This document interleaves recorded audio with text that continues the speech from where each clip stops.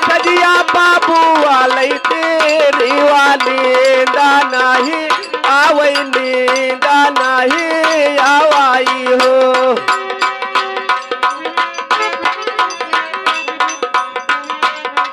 Ma'am साहब यहाँ आओ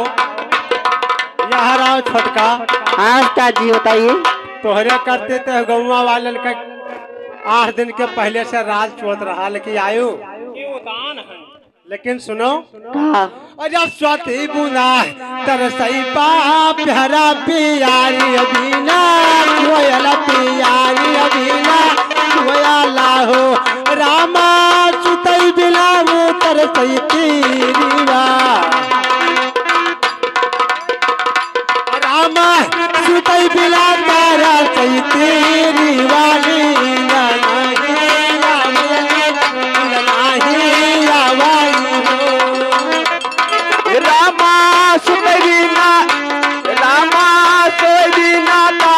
सही तेरी वाली नहीं आवे नींदा नहीं आवाई हो।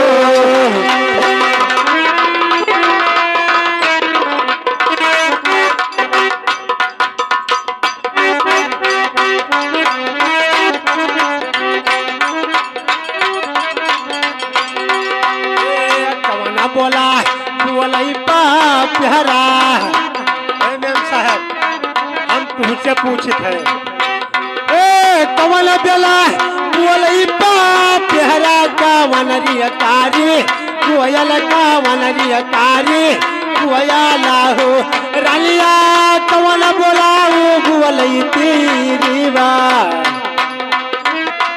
रालिया कवना बोला बोलई तेरी वाली ना नहीं आवई ना नहीं आवाई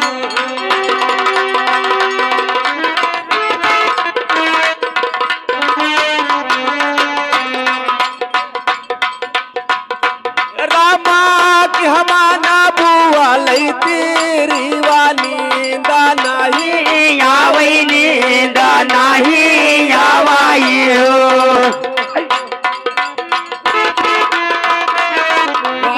साहब यहाँ आओ हम तो जानते हैं कि वही तहार पिंड नहीं खुला है लेकिन दुनिया में तहार पिंड खुलेगा। अरे दादा तू बोल नहीं पाओ नहीं कि बोले तो लागे तहार पिंड खुलेगा। कैसे कवन बोला बोलई तेरी वाली नहीं आवई नींदा नहीं आवाई हो। रामा कवन बोला बोलई देवा नींद नहीं आवई नींदा नहीं आवाई हो। रामा कवन बोला बुआ लई तेरी वाली नहीं आवई नींदा नहीं आवाई हो।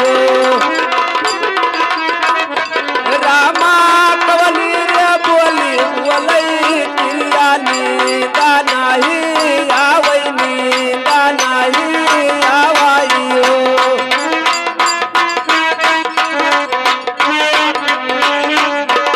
हेलो ये है गए लड़कों के फूफा अर्जुन वाले में लोग कहना क्या आया हम तो लेकिन कब से नहीं भैया देते हैं लेकिन लड़का के फूफा हुए सुबेरा तो कहीं है ननद जी की हम बड़ा लेग ले जाब लेकिन कैसे भैया अजा दिया तो बाबू दिया बहू करे तू हजा दिया तो सारा मना लाग हाय बाहू दिया तो सारा मना लाग दिया तो सारा मना लाग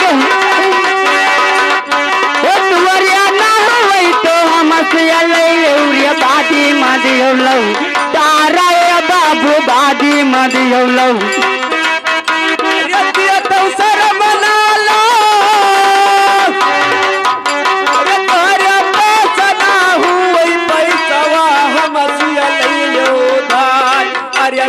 हम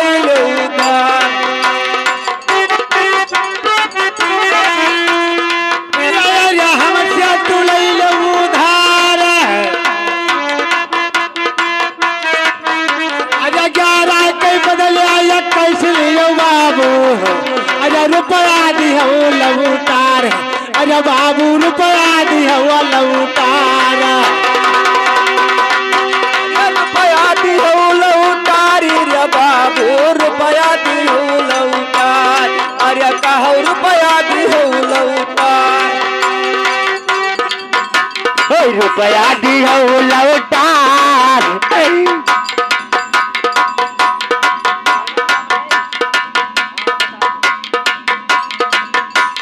रुपया दिया लौटार, बलरामपुर है मोरिया घरा है,